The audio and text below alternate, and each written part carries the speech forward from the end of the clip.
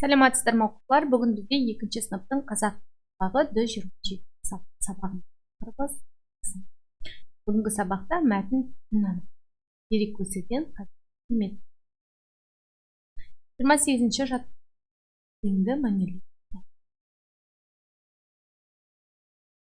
Жетелесіп қолдасып шықтық ел серуенге. Қырқаны асып, ондасып жүрдік теңіз көрменде. Ауыл қалды жырақта, жұбымызды жазбақ. Аунап жасыл құраққа, тау қойнақ. Өлең не туды? Бұл өлеңге серуенге шыққанымыз. Саяхатқа шыққан. Бұл сипаттау мәтіні ме, әлде әңгімелеу мәтіні ме? Бұл әңгімелеу мәтіні. Енді бұл өлеңге серуен деп ат қойылған.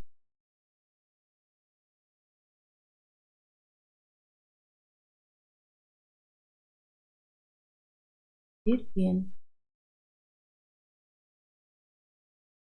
Ары қарай 29 жаттығу қарай. Сандарды сөзбен жазып, өлеңді көшіріп жаз ет.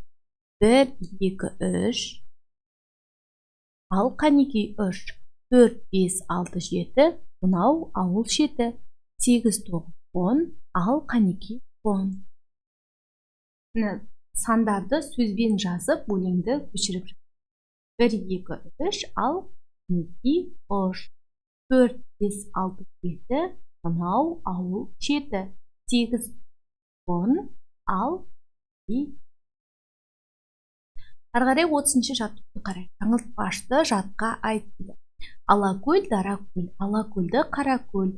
Ол көл, мөлдір көл. Алакөл туралы білетініңді айт. Үлкендерден сұра, дерек көздерден мәлімет ізде. Өзің алакөлге барып көрдің бе? Ол саған ұнай ма?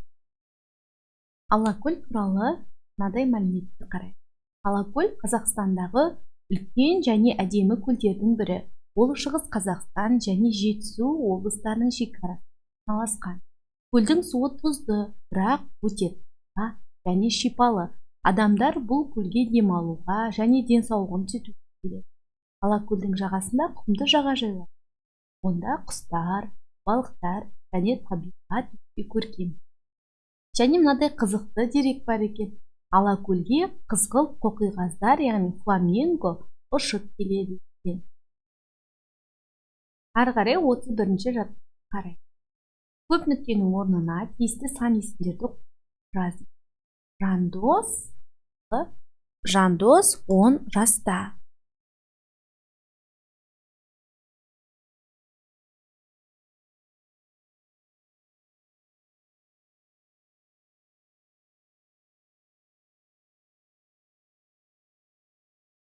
Атасы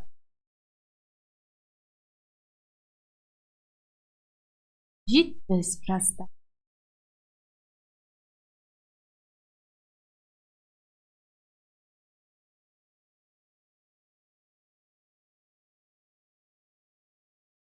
Жандос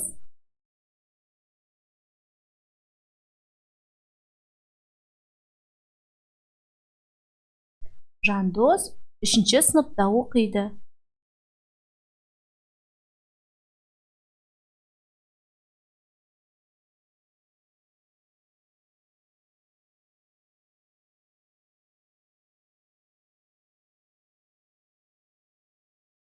Ол атасымен жайлауға барған ұнатады.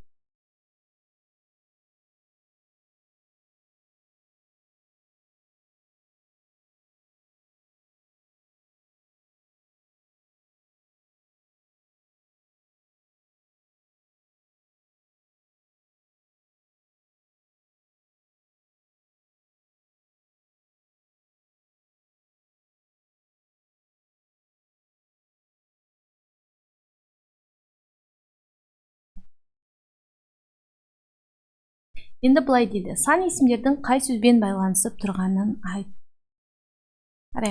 Жандос 10 жаста. Неше жаста? 10 жаста. Яғни ол жаста деген сөзбен байланысып тұр. Атасы 70 жаста. Жандос 3-ші сыныпта оқиды. сыныпта деген сөзбен байланысып тұр. Осылай байланысып тұрған сөздердің астысы. Сонымен балалар, бүгінгі біздің сабағымыз аяқталды. Көңіл қойып тыңдағандарыңызға көп рахмет. Келесі сабақтарды қарау үшін каналыма подписаться батырмасын басуды ұмытпаңыздар. Сау болыңыздар.